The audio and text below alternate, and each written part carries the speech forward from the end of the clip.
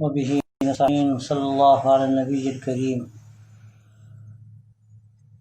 عن النعمان بن بشير رضي الله عنه قال: سمعت رسول الله صلى الله عليه وآله وسلم يقول: إن الحلال والحرام بين وبينهما مشتبهات لا يعلمهن كثير من الناس، فمن اتقى الشبهات استبرأ لدينه وعرضه، ومن وقع في الشبهات وقع في الحرام، كالراعي يرعى حول الحمى يوشك أن يرتع فيه، ألا وإن لكل ملك حمى، ألا وإن حمى الله محارمه، ألا وإن في الجسد مضغة إذا صلحت صلح الجسد كله، وإذا فسدت فسد الجسد كله، ألا وهي القلب.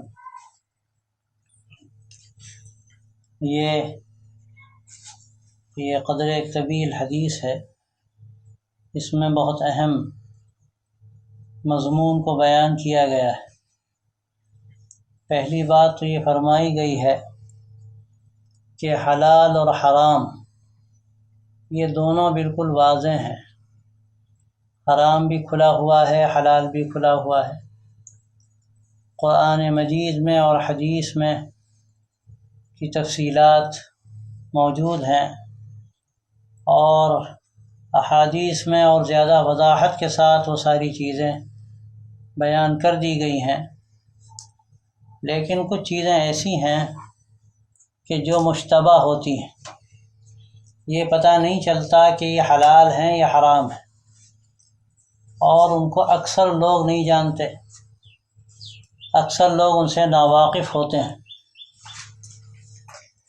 تو جو ان مشتبہ چیزوں سے بچ جائے گا تو وہ تو اپنے دین کو بھی بچا لے گا، اپنی عزت کو بھی بچا لے گا. اور اگر ان کوئی مشتبہ چیزوں میں پڑے گا تو اس کا ڈر ہے کہ وہ حرام میں پڑ جائے گا. اس میں سماج میں جو کچھ گزرتا ہے اور انسانوں کو، خاص طور سے ایمان والوں کو، ماننے والوں کو چیزوں سے سابقہ پڑتا ہے، یہ اس کا تذکرہ ہے. آدمی قدم بڑھاتا ہے اپنی زندگی میں تو نہ جانے کیا کیا اس کو چیزوں کا سامنا کرنا پڑتا ہے. اب یہ غور کرنا، یہ دیکھنا کہ کیا حلال ہے کیا حرام ہے، یہ ایک ایمان والے کی بنیادی ذمہ داری ہے. تو کچھ تو چیزیں بالکل کھلی ہوئی ہیں. شراب حرام ہے، اور سود حرام ہے، چوری حرام ہے، زنا حرام ہے. یہ چیزیں ایسی ہیں کہ جس میں کس کو کلام ہو سکتا ہے. لیکن انہی میں لوگ چور دروازے نکالتے ہیں اور اس میں شبہ پیدا کرتے ہیں. جیسے شراب حرام ہے، لیکن بہت سی ایسی ڈرنکس شروع ہوئی ہیں کہ جن میں شبہات ہوتے ہیں. بعض مرتبہ اس میں کچھ نشے کی چیزیں ملی ہوتی ہیں، اور آدمی سمجھتا ہے کہ اس میں کیا حرج کی بات ہے، یہ شراب تو ہے نہیں. تو وہ ایک مشتبہ چیز ہوتی ہے. اسی طرح ہر جگہ سود کا مسئلہ ہے. ایک سود بالکل کھلا ہوا ہوتا ہے کہ آدمی پیسہ دے رہا ہے اس شرط پر کہ اس کے قرض کے عوض میں ہمیں اتنے پیسے چاہیے. کھلا ہوا سود ہے. یہی سود ہے بینک میں، آپ پیسے جمع کرتے ہو، وہ آپ کو پیسے دیتے ہیں، یہ بھی سود ہے. لیکن اس میں بہت سے لوگ شبہ پیدا کر دیتے ہیں. اس میں جو ڈپازٹ کرتے ہیں لوگ پیسہ، اس میں بہت سے لوگ ہیں جو شبہ پیدا کرتے ہیں، کہہ رہے یہ کوئی سود نہیں ہے، یہ تو کاروبار میں لگاتے ہیں. لیکن ظاہر ہے اس میں جب تعیین کر دی گئی کہ جو پیسہ تم دے رہے ہو اتنا فیصد ہم تمہیں دیں گے، فیصد جہاں آ گیا وہاں کیا ہوا، وہاں وہ تجارت تو رہ نہیں گئی. پھر تجارت میں تو اونچ نیچ ہوتی ہے، آج فائدہ ہے کل نقصان ہے، آج زیادہ فائدہ ہے کل کم فائدہ ہے. اس ترتیب کے ساتھ کوئی اگر نفع دے رہا ہے تو اس میں کوئی حرج کی بات نہیں. لیکن جب وہ تعیین کر دی گئی تو اس کو تو سود کہتے ہیں. اور اس کے علاوہ بہت ساری شکلیں سود کی آج کل ایسی پیدا ہو گئی ہیں کہ لوگ ان کے جواز کی باتیں کرنے لگتے ہیں، ان میں شبہ پیدا کرتے ہیں. یہ ساری چیزیں مشتبہات میں شامل ہیں. اور حدیث میں صاف صاف کہہ دیا گیا کہ اگر کوئی مشتبہ چیزوں میں پڑے گا تو پھر وہ حرام میں پڑ جائے گا، پھر اس کا بچنا مشکل ہو جائے گا. ایسی نہ جانے کتنی چیزیں ہیں، چھوٹی بھی اور بڑی بھی۔ آدمی کاروبار کرتا ہے، دکاندار ہے، دکانداری کرتا ہے، تو اس میں کس طرح سے ہمیں دکانداری کرنی ہے اور اس میں کن چیزوں کا خیال کرنا ہے، کس امانت داری کے ساتھ کام کرنا ہے، اور جو ہمیں جو چیز بیچنی ہے اس میں کوئی ذرا سا بھی عیب ہے، اس عیب کو کس طرح سے ہمیں کھول کر بیان کر دینا ہے، یہ کتنے لوگ اس کا خیال کرتے ہیں۔ اور وہ کاروبار کرتے ہیں، اس میں تعبیریں کرتے ہیں کہ ارے زمانہ بدل گیا، اس زمانے میں کہاں ایسا کاروبار چلے گا، ارے زمانہ بدل گیا۔ تو اللہ کے احکامات تو نہیں بدل گئے، اللہ کے احکامات وہی ہیں، اور ان احکامات پر اللہ کی طرف سے جو فیصلے ہوتے ہیں وہ بھی وہی ہے۔ ہمیں خود اپنے کو بدلنے کی ضرورت ہے۔ ماحول جیسا ہے، اپنے کو ماحول کے مطابق آدمی بنا لے۔ ہم اگر ایسا کریں گے تو ہم میں اور دوسروں میں فرق کیا ہے؟ ہم پر جو ذمہ داری ہے وہ یہ ہے کہ ہمیں ماحول کو بدلنا ہے، ماحول میں اپنے آپ کو نہیں ڈھالنا ہے، ماحول کو ہمیں بدلنا ہے اور ماحول کو بہتر بنانا ہے۔ اسلام نے جو نظام زندگی دیا ہے، اس نظام زندگی سے بہتر آدمی سماج کے لیے کون سا نظام پیش کر سکتا ہے؟ دنیا کی قومیں عاجز ہیں، مسلمانوں کے پاس نظام ہے، لیکن افسوس کی بات یہ ہے کہ مسلمان اس نظام کو پیش کرنے سے قاصر ہیں۔ بلکہ وہ افسوس کی بات یہ ہے کہ سارے ہیرے اور جواہرات اور سارے خزانے رکھنے کے باوجود دوسروں کے سامنے کاسۂ گدائی لیے کھڑے ہوئے ہیں۔ اس سے بڑھ کر افسوس و شرم کی بات کیا ہے؟ تو بھائیوں، یہ جو صورتحال ہے، ایک دکاندار دکانداری کر رہا ہے تو اب وہ یہ نہیں دیکھتا کہ اس میں کس قدر ہم غلط کام کر رہے ہیں، یہاں تک کہ اب تو صورت یہ ہو گئی کہ کھلی ہوئی جو چیزیں حرام ہیں ان کو لوگ اختیار کر لیتے ہیں، جس کے بارے میں سخت کلمات ہیں۔ میں نے پہلے بھی حدیث عرض کی کہ ایک لقمہ بھی اگر حرام مال کا کوئی حلق کے نیچے لے جاتا ہے تو لقمہ کیا، لقمہ نہیں، آگ کا انگارہ ہے۔ آج دنیا کی زندگی میں پتہ نہیں چلتا، آخرت کی زندگی کے اعتبار سے دیکھیے تو آگ کا انگارہ ہے وہ۔ تو یہ حرام جو آدمی کھا رہا ہے وہ آگ کے انگارے کھا رہا ہے، وہ جہنم سے اپنا پیٹ بھر رہا ہے، اس کا کیا نتیجہ ہو؟ اسی طرح مشتبہ جو ہے چیزیں ہیں ان میں خیر نہیں ہوتے، اور وہ اس کا طریقہ یہ ہے کہ نہیں جانتا ہے، جاننے والوں سے پوچھے۔ لیکن میں نے عرض کیا تھا اب حالت یہ ہے لوگ فتویٰ لیتے ہیں تو یہ دیکھتے ہیں کہ ہمارے مطلب کا فتویٰ جہاں ملے وہاں ہم جائیں گے۔ کوئی فتویٰ تو جیسا آپ سوال کرو گے، جیسا استفتاء تمہارا ہوگا اس کے مطابق فتویٰ ہو جائے گا۔ آپ کیا لکھ رہے ہو؟ آپ پوری بات نہ بتاؤ، اس میں آپ چھپا لو کچھ نہ کچھ اور پھر اپنے مطلب کا فتویٰ لے لو، تو یہ تم دھوکہ دے رہے ہو۔ تو یہ دھوکہ جو ہے یہ کس کو تم دھوکہ دے رہے ہو؟ حقیقت میں دیکھا جائے تو آدمی اپنے آپ کو دھوکہ دے رہا ہے، حقیقت سے چشم پوشی کر رہا ہے۔ تو یہ جو صورتحال ہے اس میں بہت زیادہ توجہ کرنے کی ضرورت۔ آج تو حرام سے بچنا مشکل ہو گیا، آدمی اگر حرام سے نہیں بچے گا تو ایمان خطرے میں ہے، اس کو کلمہ بھی پتہ نہیں میسر ہوگا نہیں ہوگا۔ اور ہمیں حکم ہے کہ حرام تو حرام، ہمیں مشتبہ چیزوں سے بھی بچنا ہے، ہمیں اس سے بھی پرہیز کرنا ہے۔ اور حرام میں آدمی جو پڑتا ہے وہ پڑتا ہی یہیں سے ہے کہ جب مشتبہ چیزوں کو اختیار کرتا ہے، ارے ٹھیک ہے چلتا ہے، اب کہاں تک دیکھیں گے، اب تو سماج میں سب چیزیں چلتی ہیں اور اب اس سے بچنا تو بھائی بڑا مشکل ہے۔ جب یہ آدمی کی فکر بن جاتی ہے، یہ سوچ بن جاتی ہے، تو پھر اس کے بعد ایک قدم اور آگے بڑھ جاتا ہے اور حرام میں پڑ جاتا ہے۔ اس لیے جو مثال آپ صلی اللہ علیہ وسلم نے یہاں پر دی ہے، بہترین مثال ہے کہ جیسے کسی بادشاہ کی شکارگاہ ہو، اور زمانے کا دستور تھا، اب تو یہ دستور تقریباً ختم ہو گیا۔ بڑے بڑے جو بادشاہ ہوتے تھے ان کے عام طور پر بڑی بڑی شکارگاہیں ہوتی تھیں، جنگل ہوتے تھے، وہاں وہ شکار کھیلنے جایا کرتے تھے، اور وہ جنگل جو ہوتے تھے ان کے لیے خاص ہوتے تھے اور وہاں کوئی داخل نہیں ہو سکتا تھا۔ اگر کوئی داخل ہو جائے وہاں پر، کسی کی جانور چلے جائیں تو اس کو سخت سزا دی جاتی تھی۔ تو وہ لوگ جاتے تھے وہاں اور جا کر وہاں شکار کھیلتے تھے، اور اس کے بعد وہ ان کی چیز خاص ہوتی تھی۔ تو یہاں مثال دی گئی ہے کہ جس طرح سے شکارگاہ میں اگر آدمی اپنے جانور قریب لے جائے گا، جو باؤنڈری ہے وہ باؤنڈری کوئی ایسی نہیں ہے کہ اس میں دیوار کھڑی ہو، بس وہ علامتیں ہیں، آپ قریب گئے، جب تو جانور ہے، آپ کی آنکھ بچی، وہ ایک قدم آگے بڑھ گیا، اب وہاں آگے بڑھ گیا تو آپ پر تو آ گیا مقدمہ، آپ کو تب مل جائے گی سزا۔ آپ کہیں کہ ہاں وہ تو جانور تھا، وہ غلطی سے چلا گیا، وہ کہے گا میاں تم قریب کیوں گئے؟ جب تم قریب جاؤ گے جانور کو لے کر تو کیا ہوگا؟ بھئی جانور تو جانور ہے، وہ ایک قدم آگے بڑھ جائے گا۔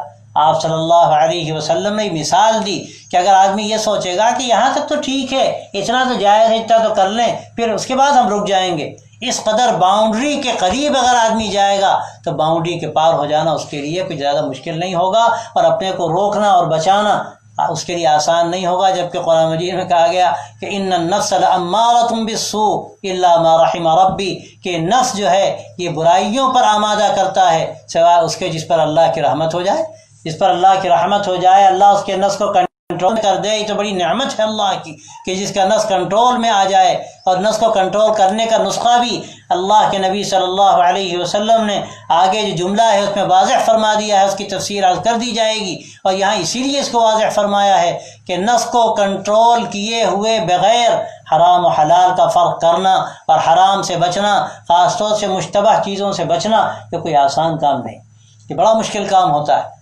لیکن جب آدمی اپنے کو کنٹرول میں کرنے کی کوشش کرے گا تو اللہ کی مدد بھی ہوتی ہے۔ تو ہم کو حکم دیا گیا کہ دیکھو قریب مت جاؤ، قریب مت جاؤ۔ اسی لیے ایک بات کہی جاتی ہے، بزرگوں سے میں نے سنی کہ آدمی گناہ کا عادی ہوتا ہے، لوگ پوچھتے ہیں کیسے بچیں، تو یہ بات کہی جاتی ہے کہ دیکھو گناہ کے جو مبادیات ہیں پہلے ان سے بچو۔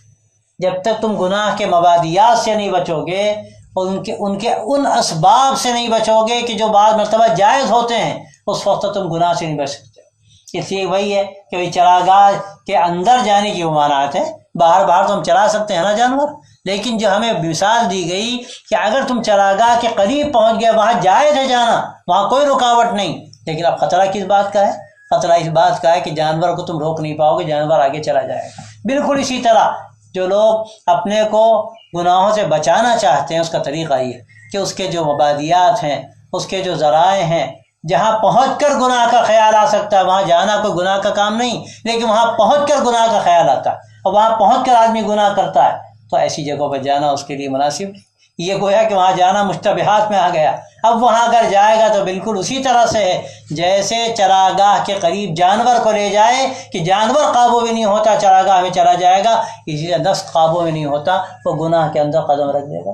تو اس لیے حکم ہے یہ کہ مشتبہ چیزوں سے بچو، اور اس کا طریقہ آپ صلی اللہ علیہ وسلم مثال دے کر ارشاد فرما دیا کہ جیسے چراگاہ کے آدمی قریب اپنے جانور کو نہیں لے جائے گا تو بچے گا، اور قریب لے جائے گا تو شکار ہو جائے گا، اندر جانور چلے جائیں گے، اسی طرح گناہوں سے حرام چیزوں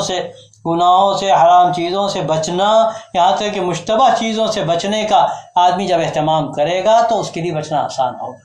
اور اگر وہ سوچے گا کہ ہاں یہ بھی ٹھیک ہے، وہ بھی ٹھیک ہے، اتنا تو کر لیں اتنا تو کر لیں، جیسے کہ آج کے سماج میں ہو رہا ہے، آدمی ہیلے حوالے کرتا ہے اور اپنے کام کے لیے، اپنے مقصد کے لیے، اپنی دولت کے لیے، اپنی جھوٹی عزتوں کے لیے ایسی چیزیں اختیار کر لی جاتی ہیں کہ ان پر پردے ڈالے جاتے ہیں نہ جانے کن کن چیزوں کے، تو ظاہر ہے اس کے بعد بچنا کوئی آسان کام نہیں۔ تو اس حدیث میں بڑی بنیادی بات جس کا تعلق خاص ہمارے سماج سے ہے، انفرادی زندگی سے بطور خاص اور اجتماعی زندگی سے بھی ہے، اس کے لیے ایک گویا کہ دستور بتا دیا گیا کہ دیکھو تمہیں حلال بھی بتا دیا گیا، تمہیں حرام بھی بتا دیا گیا، لیکن بہت سی چیزیں ہیں جن کے بارے میں کچھ شبہ ہوتا ہے کہ بھئی صحیح ہے کہ نہیں ہے، تو اس میں یاد رکھو اگر تم ان سے بچ لو گے تو تمہارے لیے حرام سے بچنا آسان ہوگا، اور اگر ان مشتبہ چیزوں سے تم نہیں بچو گے تو تمہارے لیے حرام سے بچنا مشکل ہوگا۔ اب جیسا کوئی مسئلہ معلوم کرنا، ہمیں معلوم نہیں کہ جائز ہے کہ ناجائز ہے، تو جب تک مسئلہ پوری طرح سے واضح نہیں ہوا اس وقت تک تم اس کام سے بچو۔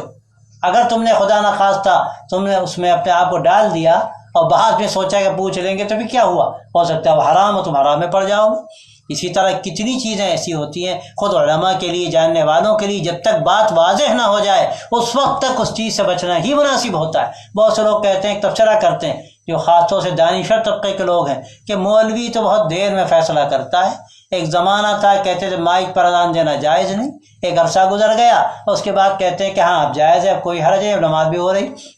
ان کو سمجھنا چاہیے کہ یہ علماء کوئی فیصلہ جلد بازی میں نہیں کرتے، اور یہ حکم الہی ہے، اللہ کے نبی کا حکم ہے، وہ جتنا غور کر سکتے ہیں کرتے ہیں۔ جب بال کی کھال ان کے سمجھ میں آ جاتی ہے تب اس کے بعد بھی وہ فیصلہ کرتے ہیں کہ ہاں یہ جائز ہے، یہ مکروہ ہے، اور یہ ایسا ہے اور یہ ایسا ہے۔ کوئی جلد بازی میں فیصلہ اگر جلد بازی میں اس طرح کے فیصلے کرنے کے لیے علماء تیار ہو جائیں تو کیا نتیجہ نکلے گا؟ نتیجہ یہ ہوگا کہ شریعت کا تیا پانچا ہو جائے گا، شریعت کا تیا پانچا ہو جائے گا، کتنی چیزیں ناجائز قرار دے دی جائیں گی، کتنی چیز جائز قرار دے دی جائیں گی، اور کچھ دنوں واپس آ جائے گا کہ نہیں وہ غلط تھا، احتیاط بہتر ہے بھائی، ابھی مناسب نہیں، ابھی بچنا بہتر ہے۔ بعد میں جب واضح ہو گئی بات کہ اس میں کوئی حرج کی بات نہیں، کوئی غیر شرعی چیز نہیں ہے، تو اس میں کوئی حرج کی بات نہیں، اس کو بتا دیا جائے کہ بھائی ٹھیک ہے آپ اس کو اختیار کر لیجئے۔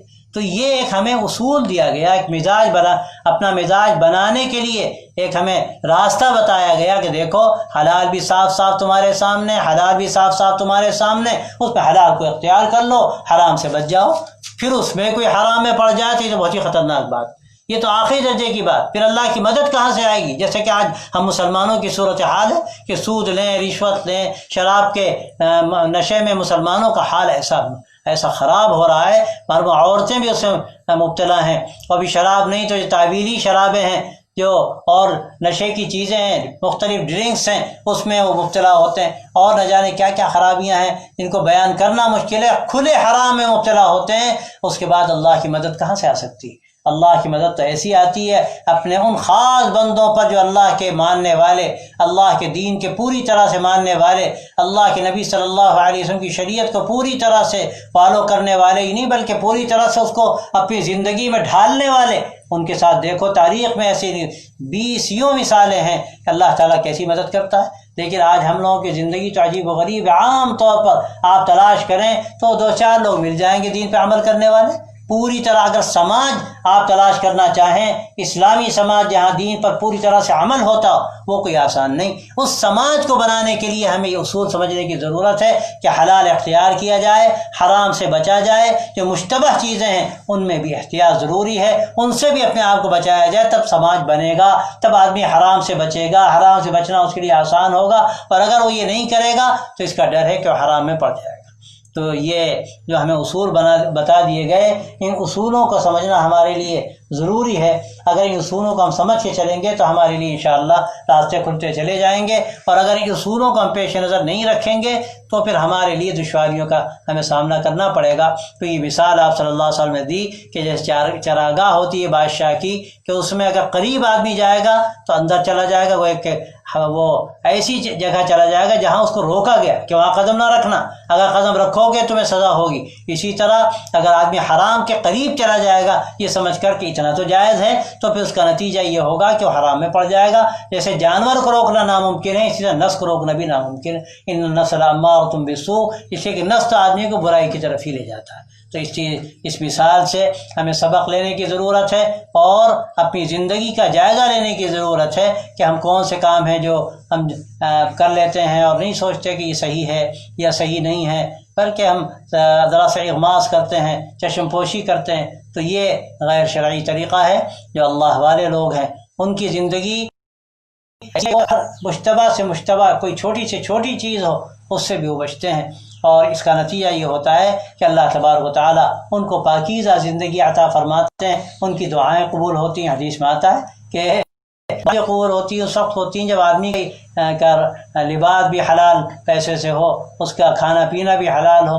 اگر یہ سب چیزیں حلال نہیں ہیں تو حدیث میں آتا ہے کہ وہ کہتا ہے ہاتھ اٹھا کر یا اللہ یا اللہ یا رب یا رب، اس کا پینا حرام، اس کا کھانا حرام، اس کا لباس حرام، فأنا یستجاب لہ، تو کہاں سے اس کی دعائیں سنی جائیں گی، کہاں سے دعائیں قبول ہوں گی؟